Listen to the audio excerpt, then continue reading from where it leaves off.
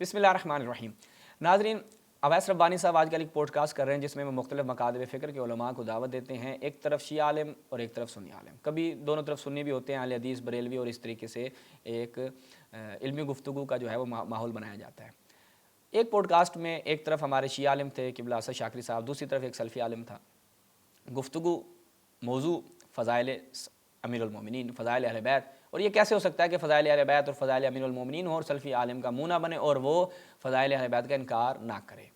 کیونکہ ہم دیکھتے ہیں کہ امیر المومنین کے متعلق یہ جو مشہور قول بیان کیا جاتا ہے کہ جتنے فضائل امیر المومنین کے لیے بیان کیے گئے، بیان ہوئے لسان رسالت سے، کسی بھی صحابی کے لیے اتنے فضائل بیان نہیں ہوئے. لیکن یہ بات ان سنی علماء کو ہضم نہیں ہوتی، سب کو نہیں، کچھ اچھے سنی علماء بھی ہیں، اہل بیت سے محبت کرنے والے بھی ہیں جو ان کے فضائل کا دفاع بھی کرتے ہیں. کتابیں بھی بہت ساری لکھی گئی ہیں.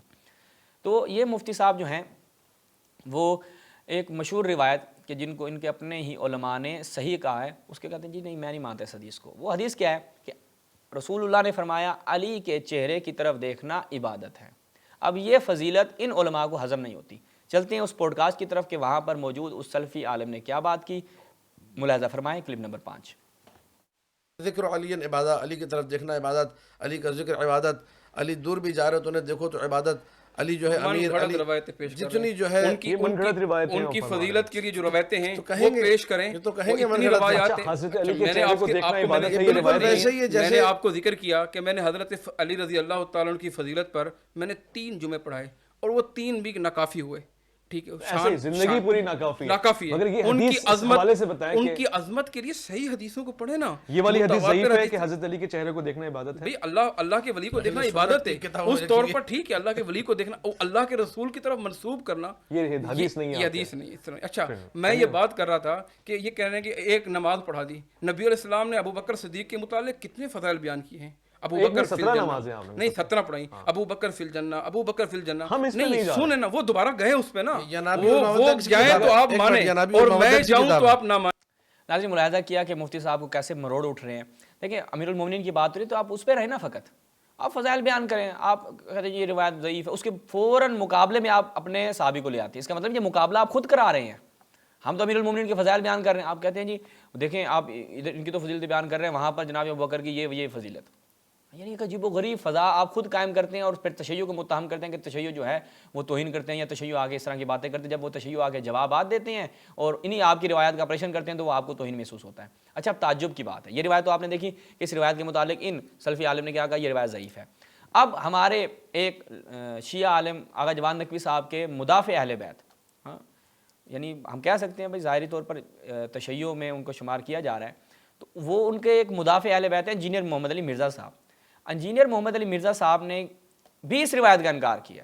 وہ مدافع اہل بیت ہیں ان کے بقول، اور انہوں نے فقط اس روایت کا نہیں، مولا علی کے کعبے میں ولادت کا بھی انکار کیا. ٹھیک ہے، حدیث خلیفتین کا بھی انہوں نے انکار کیا، اور پتہ نہیں کتنی فضائل کی روایات کا انہوں نے انکار کیا ہے. انشاءاللہ اس کے اوپر ہم ایک الگ سے کلپ بنائیں گے اپنے استاد کی پیروی کرتے ہوئے، مفتی صاحب کی پیروی کرتے ہوئے. وہ ہمارے یاسر تھا، یہ مدافع اہل بیت ہے اور بڑا اچھا مدافع اہل بیت ہے کہ اس حدیث کا بھی یہ انکار کر دیتا ہے. ملاحظہ فرمائیں کلپ نمبر 6. اور مائیت بھی مانتے ہیں جیسا کہ اس کی شان. اچھا، ایک سوال ہے جی کہ امام ابن حجر جو ہیں اور وہ امام حاکم، ان دونوں نے اس روایت کو مستند مانا ہوا ہے کہ حضرت علی کے چہرے کو دیکھنا عبادت ہے. ٹھیک ہے، اگر کوئی مانتا ہے تو ٹھیک ہے، میرے نزدیک تو کمزور روایت ہے، تو ٹھیک ہے، اگر کوئی مانتا ہے تو ٹھیک ہے. امام حاکم نے تو مانا ہوا ہے. امام حاکم تو اس روایت کو بھی صحیح کہتے ہیں کہ حضرت علی کی پیدائش جو خانہ کعبہ میں ہوئی. نہیں، اب آپ مجھے یہ بتائیں کہ جب فضیلت کا مسئلہ ہے، جب اس لیول پہ مولا علی کی فضیلتیں اس سے بھی زیادہ ہیں. اب امام حاکم چھوٹے بندے نہیں، امام ابن حجر چھوٹے بندے نہیں، مان لینا سرکار، میں نے کب کہا. اور دوسری پارٹیاں جو ہیں وہ بھی بڑی ہیں. جب ان میں اختلاف اس طرح ہر مسئلے میں اختلاف آ جاتے ہیں، عوام کی طرف جائے گی. فضیلت کے اوپر کوئی کفر اسلام تو نہیں ہو گیا نا. نہیں، باقی مسئلوں میں بھی یہی ہے نا. جب دیکھیں ترک یفعیدان پہ نہیں، وہ روایات ہیں، چھوڑ دو اور پاسے نہ ٹور پاؤ. مسئلہ یہ ہے کہ جب یہ کہہ دیا گیا کہ علی سے محبت نہیں رکھے گا مگر مومن، علی سے بغض نہیں رکھے گا مگر منافق، صحیح مسلم 240 نمبر حدیث کتاب الایمان میں. یہ حدیث بڑی ہے یا علی کے چہرے کو دیکھنا عبادت ہے؟ یہ حدیث بڑی ہے. کوئی مان ویلے سے کیا فرق پڑتا ہے؟ ہم تو اس سے بڑی بات کر رہے ہیں کہ حضرت علی کی محبت ایمان کے مومن ہے، اور جو اسے بغض رکھتا ہے کسی بھی حوالے سے، چاہے آل میاں کی محبت میں رکھتا ہے یا وہ ملوکیت کی محبت میں رکھتا ہے، تو وہ منافق ہے. یہ تو اس سے بڑی چیز ہے. اس حدیث کو عام کریں. ٹھیک ہو گیا. ٹھیک ہے نا جی. اچھا، ناظرین آپ نے ملاحظہ کیا، پہلے تو ہم چلتے ہیں جنہیں محمد علی مرزا کی آخری بات جو جس پہ مجھے بہت زیادہ ہنسی آئی، یعنی ایک عجیب و غریب بندہ یہ بات کرتا ہے، وہ کہتا ہے کہ اچھا فضیلتوں کے درمیان نا اس نے بڑی چھوٹی رکھی ہوئی ہیں، یہ بڑی فضیلت ہے، یہ چھوٹی فضیلت ہے، یہ چھوٹی فضیلت ہے، یہ بڑی فضیلت ہے۔ اچھا اگر یہ بڑی فضیلت ہے چھوٹی فضیلتوں کا انکار کر دو، ٹھیک ہے، ایک عجیب و غریب بات ہے نا کہ آپ کہہ رہے ہیں کہ بھائی ہم نے تو وہ صحیح مسلم میں روایت ہے کہ علی سے مومن کے علاوہ محبت کوئی نہیں کرے گا، علی سے منافق کے علاوہ کوئی بغض نہیں رکھے گا، بس یہ ہے۔ یا تو آپ رسول اللہ کو مشورے دے رہے ہیں کہ دیکھیں آپ نے جب اتنی بڑی فضیلت بیان کر دی تو پھر یہ دوسرے فضائل بیان کرنے کی کیا ضرورت تھی؟ پھر یہ جو کہنا کہ علی کے لیے اتنے فضائل نقل ہوئے جو کسی اور کے لیے نقل نہیں ہوئے، ٹھیک ہے، تو یہ پھر بات کہاں جائے گی کہ آپ نے ایک ایک کر کے تو فضائل کا انکار کر دینا ہے، جی کعبے میں ولادت کا انکار کر دینا ہے، اس کا بھی انکار کر دینا ہے۔ اچھا پھر آگے سے جب وہ ایسا نقوی صاحب جو ہیں وہ کہہ رہے ہیں کہ اس روایت کے متعلق امام حاکم نے اور فلاں نے، ابن حجر مکی حتمی نے، پھر جناب سیوطی نے، آج ہم آپ کی خدمت میں حوالہ جات رکھیں گے، انہوں نے کیا کیا اس روایت کو صحیح مانا ہے، کہتے ہیں جی مانتے نہیں، ہم نہیں مانتے۔ بھائی آپ کا نہ حاکم کا لیول ہے، نہ حاکم ہر بندے کے ساتھ یہ لقب فٹ نہیں ہوتا، اچھا نہ ابن حجر کا آپ کا لیول ہے، یعنی آپ کسی کے بھی لیول کے بندے نہیں ہیں اور آپ آ کے جی میں نہیں مانتے اس حدیث کو۔ پھر یہ آپ کا کیا ہے؟ اناد ہے، آپ کی ہٹ درمی ہے کہ آپ کے پاس کوئی علمی دلیل نہیں ہے، آپ کہتے ہیں میں نہیں مانتا۔ تو یہ جناب انجینئر محمد علی مرزا سو کولڈ مدافع اہل بیت جو بعض افراد کے نزدیک ہیں، وہ امیر المومنین کی اس فضیلت کا بے دھڑک انکار کر رہے ہیں، جبکہ دیکھ رہے ہیں کہ آپ کے اعلام نے، آپ کے علماء نے اس کو مانا ہے۔ اچھا جی، سب سے پہلے میں ان مرزا صاحب کو اور ان کے ماننے والوں کو اس کتاب کے مطالعے کی دعوت دیتا ہوں۔ یہ ملاحظہ فرمائیں، جناب غماری صاحب کی کتاب ہے، صدیق غماری صاحب کی کتاب ہے، وہ کیا جی الافادہ بحدیث النظر الی علی عبادہ، کہ یہ جو کتاب ہے یہ آپ کو انٹرنیٹ پہ مل جائے گی۔ یہ کتاب میں گزارش کروں گا جتنے بھی ایسے افراد ہیں کہ جو اس حدیث النظر الی وجہ علی عبادہ یا نظر الی علی عبادہ اس روایت کے اوپر ان کے شکم میں تھوڑے سے مروڑ اٹھتے ہیں، تو اس کا بہترین علاج یہ اس بغول پھکی نہیں ہم دیں گے، یہ آپ اس بغول کی صورت میں کیا کریں، اس کتاب کا مطالعہ کریں، انشاءاللہ آپ کے وہ مروڑ کم ہوں گے اور آپ کو افاقہ ہوگا۔ تفصیل سے اس کا مطالعہ کریں، یہ آپ کو انٹرنیٹ پہ مل جائے گی، نہایت دقیق سندی بحث کے ساتھ۔ انہوں نے جتنے بھی اعتراضات نواسب کے کیے جاتے ہیں یا ایسے سو کولڈ مدافعین کے کیے جاتے ہیں، ان سب کا انہوں نے تفصیل سے جواب دیا۔ خیر اس کو تو اعتراض کا نہیں پتہ کہ اس نے کیا اعتراض کرنا ہے۔ اب چلتے ہیں کہ اس روایت کے اوپر ان کے اپنے علماء نے کیا بیان کیا، ہم فقط ان کی تصحیحات بیان کرتے ہیں کہ فقط تشیع اور روافظ کی یہ آپ کہیں کہ انہوں نے اپنی طرف سے گھڑ لیا، ایسا نہیں ہے۔ ملاحظہ فرمائیں، کتاب الصواعق المحرقہ تشیع کے خلاف لکھی جانے والی کتاب ہے، جناب امام احمد ابن حجر حیثمی کی کتاب۔ اچھا جی، اس میں جب ہم جاتے ہیں تو ملاحظہ کریں یہاں پہ کیا نقل کرتے ہیں۔ الحدیث الخامس عشر، اس کی 15ویں حدیث، جس کو طبرانی نے، حاکم نے ابن مسعود سے نقل کیا ہے کہ رسول اللہ نے کیا فرمایا، ملاحظہ فرمایا النظر الی علی عبادہ اسنادہ حسن، حسن درجے کی روایت ہے، حسن کا صحیح، حسن جو ہے وہ صحیح روایت کی مانند ہوتی ہے فی الاحتجاج، کہ جب آپ احتجاج کر رہے ہیں تو حسن صحیح کی مانند ہے۔ تو یہ جناب ابن حجر مکی نے یہ بیان کیا۔ اس کے بعد ملاحظہ فرمائے اگلی کتاب الجامع الصغیر، الجامع الصغیر کس کی؟ حافظ جلال الدین سیوطی کی۔ حافظ جلال الدین سیوطی کوئی ڈھکی چھپی شخصیت نہیں ہے، انہوں نے کیا کیا، النظر الی علی عبادہ عن ابن مسعود عن عمران ابن حسین، یعنی اس روایت کو انہوں نے کیا کہا ہے، صحیح کہا ہے، کس نے؟ جلال الدین سیوطی صاحب نے۔ اچھا جی، اس کے بعد انہی جلال الدین سیوطی صاحب کی ایک اور کتاب ملاحظہ فرمائیں تاریخ خلفاء، اس میں جب ہم جاتے ہیں تو یہاں پر کیا ہے جی، وَأَخْرَجَ الطَّبْرَانِي وَالْحَاكِمُ عَنْ ابن مسعود أَنَّ النَّبِيَّ قَالَ النَّظْرُ إِلَىٰ عَلِيٍّ عِبَادَةٌ إِسْنَادُهُ حسن، ان کے نزدیک بھی یہ کیا ہے، روایت کیا ہے، صحیح ہے اور قابل احتجاج ہے، تو یہ من گھڑت روایت بالکل بھی نہیں ہے۔ اس کے بعد امام حاکم نیشاپوری، امام حاکم نیشاپوری انہوں نے اپنی کتاب المستدرک علی الصحیحین الجزء الثالث، اس میں جب ہم جاتے ہیں حدیث نمبر 4744 صفحہ نمبر 164، اس میں جب ہم جاتے ہیں کیا کہتے ہیں، وَالنَّظْرُ إِلَىٰ عَلِيٍّ عِبَادَةٌ هَذَا حَدِيثٌ صَحِيحُ الْإِسْنَادِ وَشَوَاهِدُهُ عَنْ عبداللہ ابن مسعود صحیح، اور جو اس کے شواہد ہیں وہ بھی عبداللہ ابن مسعود سے کیا ہیں، صحیح ہیں۔ اچھا جی، اس کے بعد نیچے بھی بیان کرتے ہیں قُلْتُ ذَا مَوْضُوعٌ وَشَاهِدُهُ صحیح الذَّهبی۔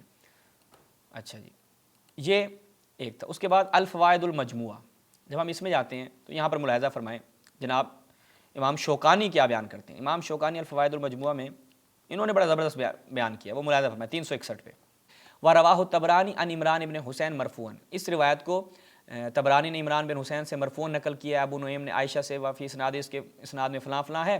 آگے کیا بیان کرتے ہیں, وہ کہتے ہیں کہ فَظَهَرَ بِهَذَا أَنَّ الْحَدِيث مِنْ قِسْمِ الْحَسَنِ لِغَيْرِهِ, ظاہر یہ ہوتا ہے کہ یہ جو حدیث ہے یہ حسن لغیرہ کی قسم سے ہے.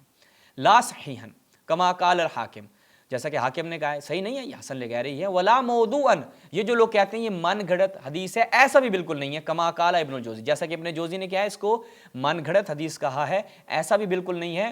یہ حدیث حسن لغیرہ ہی بنے گی, تو اس لیے یہ بھی کہنا درست نہیں ہے. اس کے بعد ایک اور حوالہ ملاحظہ فرمائیں, الموضوعات, محمد بن طاہر بن علی الہندی تذکرۃ الموضوعات, اس میں جب ہم جاتے ہیں تو یہاں پر بھی انہوں نے بڑا زبردست بیان کیا کہ میں کیا کہتا ہوں, ایک نیوٹرل شخص جو ہے وہ اس حوالے سے کیا کہتے ہیں, النظر الی علی عبادہ. وہ کہتے ہیں اس حدیث کو ابی بکر, عثمان, ابن مسعود, ابن عباس, معاذ وغیرہ وغیرہ وغیرہ سے نقل کیا گیا ہے. قلت, وہ کہتے ہیں المتروک والمنکر, وہ کہتے ہیں جب طرق جو ہیں وہ متعدد ہو جائیں, کیونکہ یہ روایت جو ہے وہ تقریباً اگر ہم کم سے کم 11 اس کے طرق پائے جاتے ہیں, یعنی 11 اسناد اس روایت کی پائی جاتی ہیں. وہ کہتے ہیں جب تعدد متعدد ہوں تو وہ جو اس کا ضعف کا درجہ ہے, ٹھیک ہے, وہ وہاں تک پہنچ جاتی ہیں, ٹھیک ہے. اس کے بعد ارتقاء الی الحسن, یعنی حسن درجے تک پہنچ جاتی ہے وہ روایت. یعنی بسا اوقات کوئی روایت جو ہے وہ حسن درجے تک پہنچ جاتی ہے. اور وَهَذَا وَرَدَ مِنْ روایت 11 صحابیاً, اور یہ جو روایت ہے یہ 11 صحابیوں سے بعدت طرق, مختلف طرق کے ساتھ یہ روایت نقل ہوئی ہے. اور یہ جو تعداد ہے یہ تواتر تک پہنچتی ہے یہ چیز, ٹھیک ہے. تو بس یہ کہنا کہ یہ روایت موضوع ہے, یہ روایت مان گھڑت ہے, تو 11 طرق, وہ خود آپ کے علماء اہل سنت اس کو بیان کر رہے ہیں, اس کے 11 طرق موجود ہیں, تو اس کو قطعاً جو ہے وہ آپ من گھڑت روایت نہیں کہہ سکتے. اس کے بعد جناب قطانی جو ہیں وہ اپنی کتاب میں نظم المتناثر من الحدیث المتواتر, اس میں کیا نقل کرتے ہیں ملاحظہ فرمائیں. حدیث متواترہ میں سے نقل کرتے ہیں کس کو, ومنھا حدیث النظر الی علی عبادہ, یعنی حدیث متواترہ میں سے ایک حدیث کیا ہے, علی کے چہرے کی طرف دیکھنا عبادت ہے. تو متواتر حدیث کے اوپر یہ کہنا یہ سند ضعیف وہ سند ضعیف, اصلاً یہ ایک بے تکی اور غیر علمی بات ہے. اور کیا کہتے ہیں کہ یہ روایت جو ہے وہ وارد ہوئی ہے 11 صحابیوں سے مختلف طرق کے ساتھ بیان ہوئی ہے, اور یہ جو عدد ہے یہ تواتر کا عدد ہے. تو یہاں سے اس پہ ہم اکتفا کرتے ہیں. وإلا اس کے اوپر بڑی تفصیلی حوالہ جات جو ہے وہ میں نکال کر لے کے آیا تھا, لیکن ہمارا وقت یہاں پر تمام ہو رہا ہے, ختم ہو رہا ہے, تو اسی پہ اختتام کریں گے.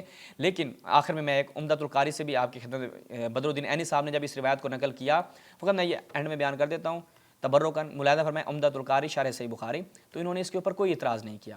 ملاحظہ فرمائیں یہ یہاں پر وفی التلویح ومن خواصہ, یعنی خواص علی, امیر المومنین علیہ الصلوۃ والسلام کے خواص میں سے کیا ہے, وہ کہتے ہیں کہ ان کے خواص میں سے کیا ہے, چلتے ہیں چلتے ہیں چلتے ہیں, وَأَنَّ النَّظْرَ إِلَىٰ وَجْهِهِ عِبَادَةٌ, کہ مولا علی کے خواص میں سے ایک خاصیت, ایک خصوصیت, ایک فضیلت یہ ہے کہ مولا علی کے چہرے کی طرف دیکھنا عبادت ہے. تو جناب بدر الدین عینی نے بھی اس کے اوپر کوئی اعتراض نہیں کیا, اور جو بھی فضائل اہل بیت کے حوالے سے ان کا ہاضمہ بالکل ٹھیک تھا, تو انہوں نے اس حدیث کو برداشت کیا. لیکن بعض لوگوں کا ہاضمہ درست نہیں ہوتا اور وہ فوراً الٹی کر دیتے ہیں, اپنی ناسبیت کی الٹی کرتے ہیں اور کہتے ہیں کہ نہیں جی یہ حدیث جو ہے وہ درست نہیں ہے. مزید بھی حوالہ جات تو میں نکال کے لایا تھا, لیکن وقت کی قلت ہے, کیونکہ بہت ہمارا یہ پروگرام تفصیلی ہو چکا ہے. اسی پہ اختتام کرتے ہیں. انشاءاللہ مزید بھی نواسب کے اعتراضات کے ساتھ زندگی رہی تو آپ کی خدمت میں حاضر ہوتے رہیں گے. ہمارے لیے حتماً دعا کیجیے گا. والسلام علیکم ورحمۃ اللہ. یا علی مدد.